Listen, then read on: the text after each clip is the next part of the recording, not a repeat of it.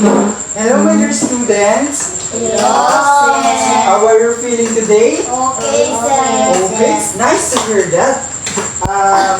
Before we proceed to our discussion for today, let us all stand up and let us pray.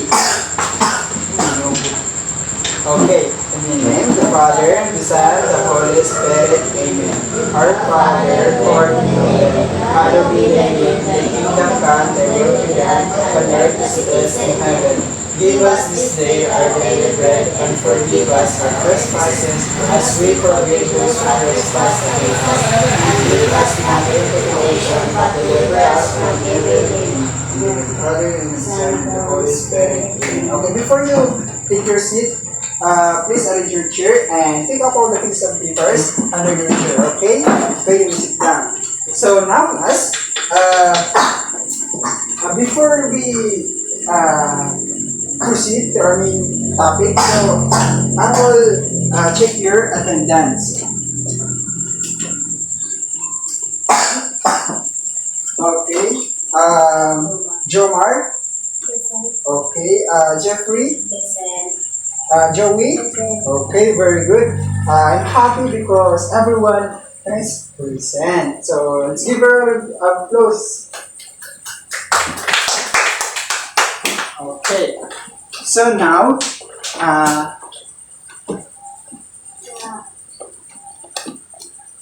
so before we start, we will have a game and this exercise. So all you need to do is you follow the step on the video, okay? Okay, wait lang. Magsasayaw kita, magsasayaw. Okay, bigla na ang share dito. Para, ayun na tira yun, saganda. Share. Gusto lang natin. Ayun na, natira, share dito. Okay, pinila. Okay, bigla. Okay, yan. Masayaw kita yan, ha? Parang mo sumayaw? Yes. Oo! Parang mga bullets! Sagad! Sige, wait na, ha? Excited ka mo? Ready na ka mo? Opo, Oo. sir. Takutin, di na buhati. Ready na ka? Opo, sir. Opo, sir. Okay, wait.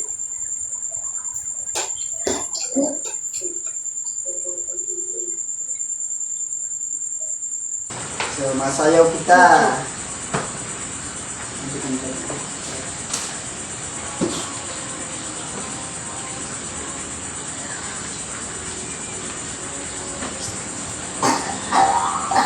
Yeah.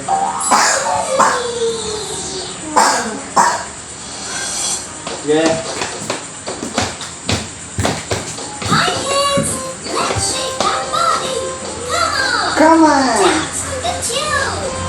Crowd is a fool. We are healthy soup.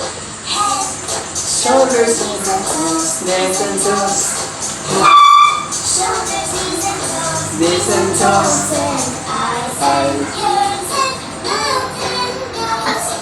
Head, shoulders, knees and toes. March. Let's go march. March. Get your body march. Nagkaroon dito.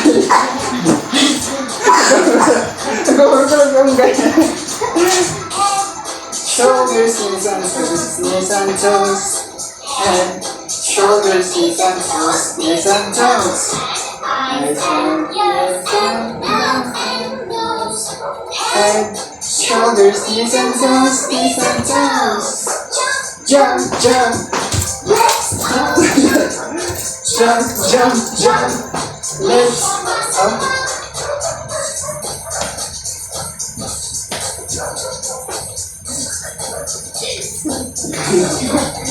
Oh, punch. Punch. Head, shoulders, knees and toes, knees and toes. Head, shoulders, knees and toes, knees and toes. And then mouth and nose. head, shoulders, knees and toes, knees and toes. Subscribe. Yay! Oh, video. Alright. Ma. Sige. I want to remove chairs. Start going. Okay.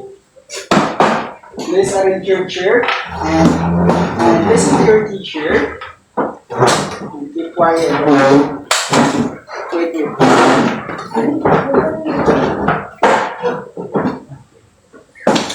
Okay, so did you enjoy our activity or our game? Yes. Okay, I'm happy because you all enjoy. So now class, do you have questions before we start our topic? Yes. No? Okay, none. So,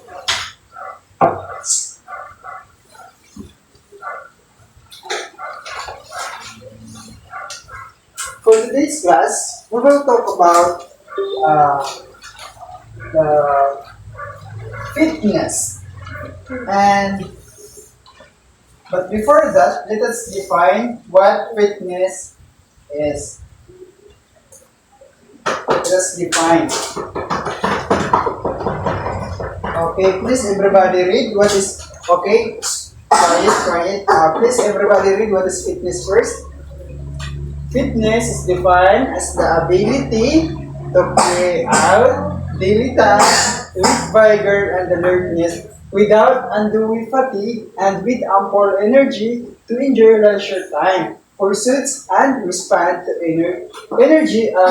emergencies. Based on this definition, fitness involves everything from getting out of bed to hiking to performing CPR.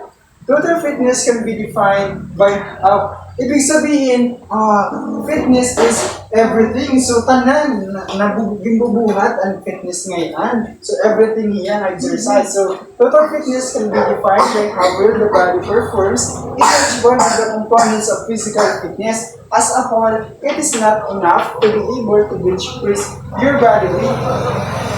So, assure ko ngayon, fitness may nila tinatawag na may components gap. So, may kita 5 components of fitness. So, the first one is the cardiovascular endurance. Okay? So, when you say cardiovascular endurance class, it's the ability of the heart and lungs to work together to provide the need oxygen and fuel to the body during sustained workloads. Example, jogging, cycling, and swimming. So kanina, nakatang exercise, di ba? Nag-pump kita, bigla jump, tapos may jogging. So that is an example of cardiovascular endurance. Okay, nag-jogging place kita kanina. So, do you understand what is cardiovascular endurance? Okay, Joey, are you okay? Okay, so yun. So now, since none questions, so now let's proceed to the next component. Next is number 2.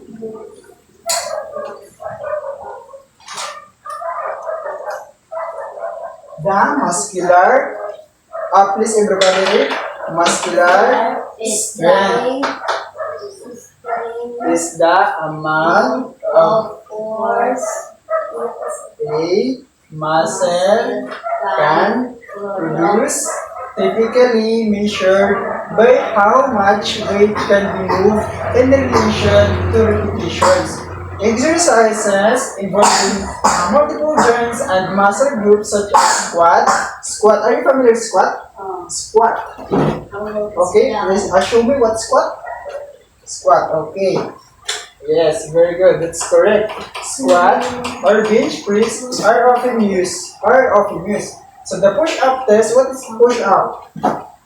Oh, push-up. Okay, it's most often used to test muscular strength. So, kung push-up nga yan nga kuhan is, usaya nga maupay para ha muscular strength natin. Kaya ini nga aton mga muscle para maging maging dumako. Yes, dako ay maging maupay, maging dakot lawas, maging makusog.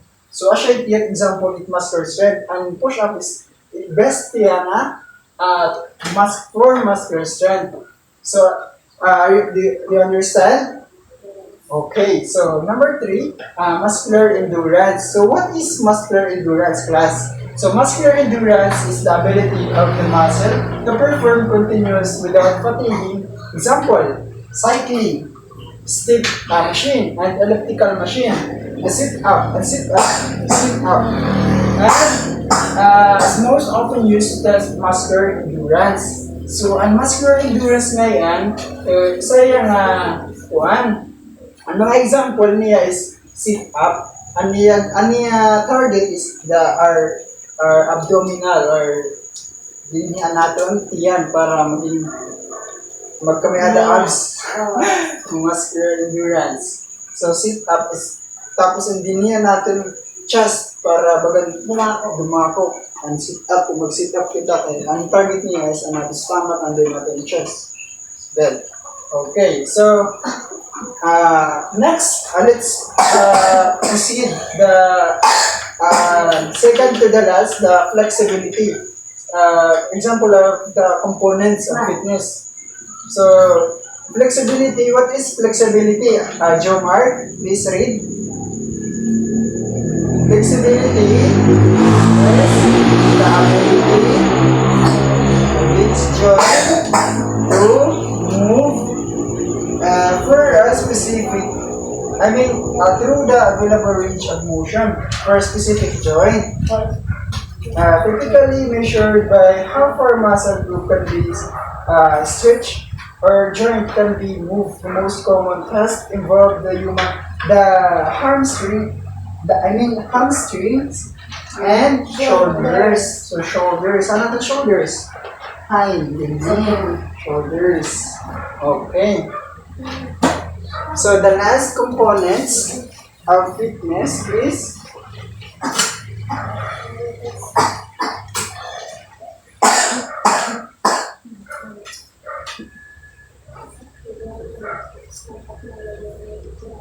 the body composition. Ano man yung body composition?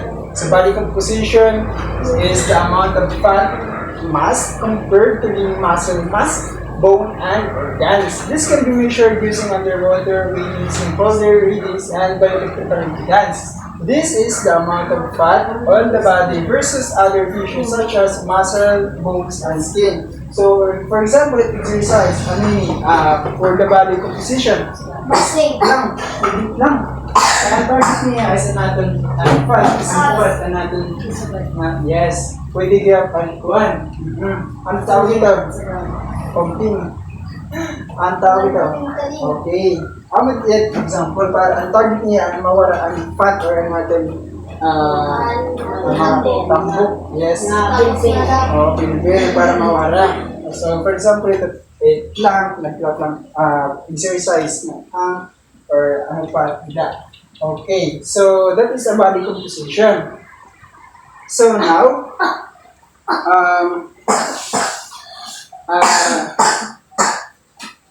let me see if you really understand what our topic we discussed. Okay, Jomar, what is the 5 components of fitness? 5 components. Please, stand up. Jomar, cardiovascular, stand up. Endurance, tapos,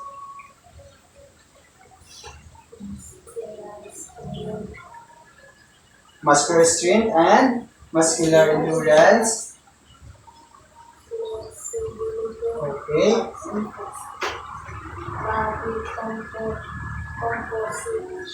Okay, you sit down. Okay, but our 5 components of fitness is number 1, cardiovascular endurance, muscular strength, muscular endurance, flexibility, and body composition. So that is our example of components. 5 components of fitness. Okay. So, for example of, what is the example of cardiovascular endurance? Exercise. Please, can we give one example, Jeffrey? Example of, yes, very good. Push up. What else? Aside from push up.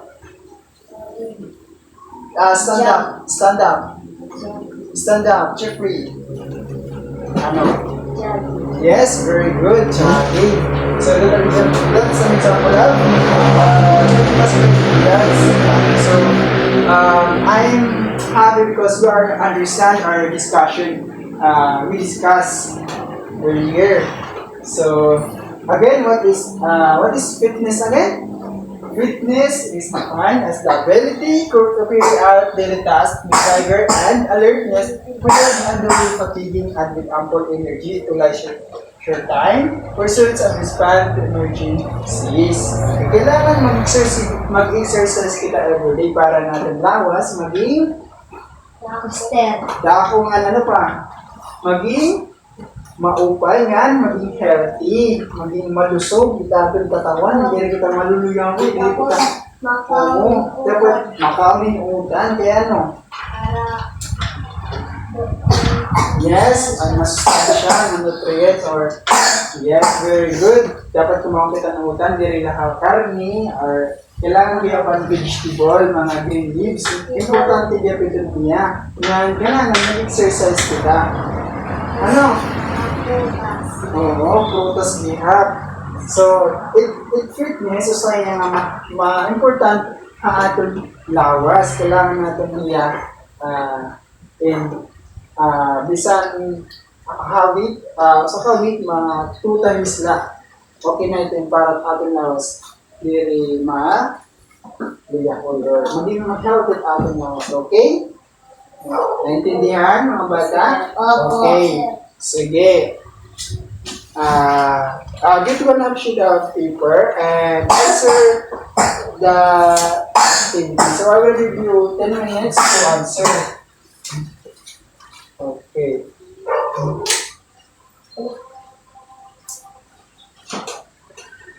Okay, so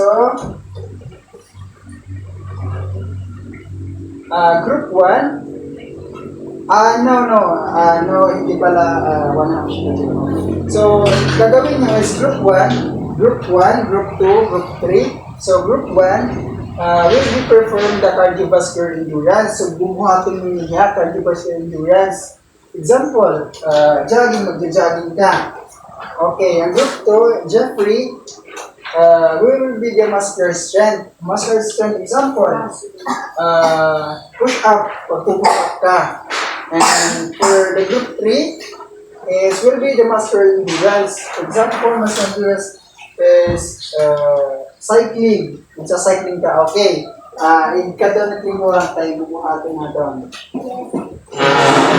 Hinahilap mo. Hindi ka rin. Okay. Bubuhatin na yung exercise. Sige. Okay. Group 1. Ano na mo? Jogging. Jogging na mo. 2. Push up. Group 3. Ano na mo? Ha? Cycling. Ano mo cycling? Ikaw na lang. Squat na lang. Squat na lang. Squat. Mga 5 lang. Mga 5. Sige. Dapo. At ano yung 5 seconds. Sige. Maya pa ko. 1, 2, 3, 4, 5. Okay, okay na, okay. Okay, sige daw, ano na yung na-feel? Ano na yung na-feel? Ikaw na eh. Ang jogging. Pag jogging, ano yung naramdaman? While nag-jogging ka, after you jogging place. Ano yung na-feel? Yung kapoy ka? Balas ako. Yung balas ka? Wow. Sige, ikaw? Mawala ka mo. Mawala ka mo. Mawal, ikaw? Mawal.